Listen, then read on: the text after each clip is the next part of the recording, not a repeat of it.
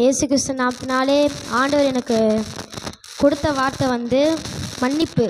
இந்த மன்னிப்பு வந்து ஆண்டவர் வந்து கொல்கதா சிலுவையில் தொங்கும்போது ஆண்டவர் வந்து சொன்ன வார்த்தை. இது வந்து எங்கே இருக்குன்னா லூக்கா 23ஆம் அதிகாரம் 34ஆம் வசனம். அப்பொழுது இயேசு, பிதாவே, இவர்களுக்கு மன்னியும், தாங்கள் செய்கிறது என்னதென்று அறியாதிருக்கிறார்களே என்றார்.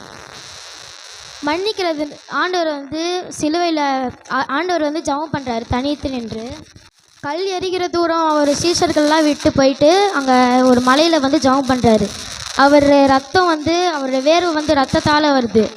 அவர் ஜெபம் பண்ணிட்டு வரும்போது யூதாஸ் காரியத்தின்றவர் வந்து அவர் துரோகத்தினால அந்த வெள்ளி காசுனால வந்து அவர் வந்து காட்டி கொடுக்குறான். இப்போ வந்து மற்றவங்க நம்மளை காட்டி கொடுத்தா நம்ம வந்து மன்னிப்போமா யாரையாச்சும்?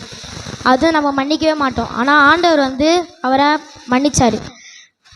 அவரை வந்து காட்டி கொடுக்குறாங்க. காட்டி கொடுத்தோடனே அவர் வந்து கொண்டு போயிட்டு கண்களெல்லாம் மூடி அசிங்கப்படுத்துகிறாங்க, தூஷண வார்த்தையால் பேசுகிறாங்க, அடிக்கிறாங்க. கண்களை மூடி அடிச்சுட்டு உன்னை அடித்தது யார் கண்டுபிடி அப்படிலாம் சொல்லிட்டு பேசுகிறாங்க. ஆண்டவர் அதையும் மன்னிக்கிறாரு. ஆண்டவர் வந்து சிலுவையில் தொங்க விடுறாங்க. தண்ணி கேட்கும் போது கூட அந்த கசப்பான அந்த தண்ணீரை வந்து கொடுக்குறாங்க.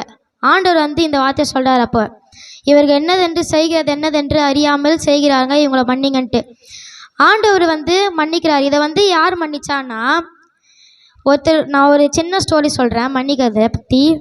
ஒருத்தர் வந்து மிஷினரி அவர் வந்து அவருடைய பிள்ளையை கூப்பிட்டு வந்து ஜீப்பில் வந்து போயிட்டுருக்கும் போது மத வெறி பிடித்தவங்க வந்து அந்த ஜீப்பை வந்து கொளுத்திடுறாங்க.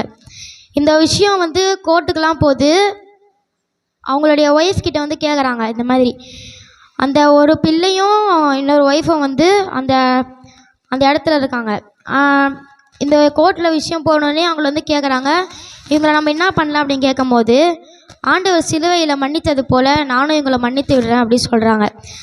அதனால் அந்த குரூப்பில் இந்த ஒரு மெயின் ஆள் வந்து ரட்சிக்கப்படுறான். நீ வந்து மன்னிக்கும் பொழுது ஒரு ஆத்துமா ரட்சிக்கப்படுதுன்னா அதை நீ கண்டிப்பாக செஞ்சு தான் ஆகணும். நீ வந்து மன்னிக்காமல் இருந்தீன்னா துரோகம் வந்து இன்னும் அதிகரிக்கும். உன் நண்பர்கள் வந்து குறைவாங்க, உன் நண்பர்களே இருக்காது, சபையில் வந்து ஆட்கள் குறைவாங்க. நீங்கள் எப்போ மன்னிக்கிறீங்களோ அப்போ தான் உங்களுக்கு நண்பர்களும் பெருகுவாங்க. நம்மளும் பாவி தான். நான் வந்து உத்தமன் யாருமே சொல்ல வரல. இயேசுவை தவிர மிச்சம் எல்லாருமே பாவி தான். ஆண்டவர் வந்து நம்ம பாவியாக இருக்கிறோம். நம்மளை வந்து ஆண்டவர் மன்னிக்காமல் நம்மளை வந்து ஏற்றுக்காமல் இருந்தால் நம்ம ஜபத்தை யார் கேட்பா? நம்மளுடைய உபவாசத்தை யார் கேட்பா? நம்மளை ஆண்டவர் மன்னித்ததுனால தான் நம்ம ஜபத்தையும் நம்மளோட உபவாசத்தையும் ஆண்டவர் வந்து கேட்குறாரு.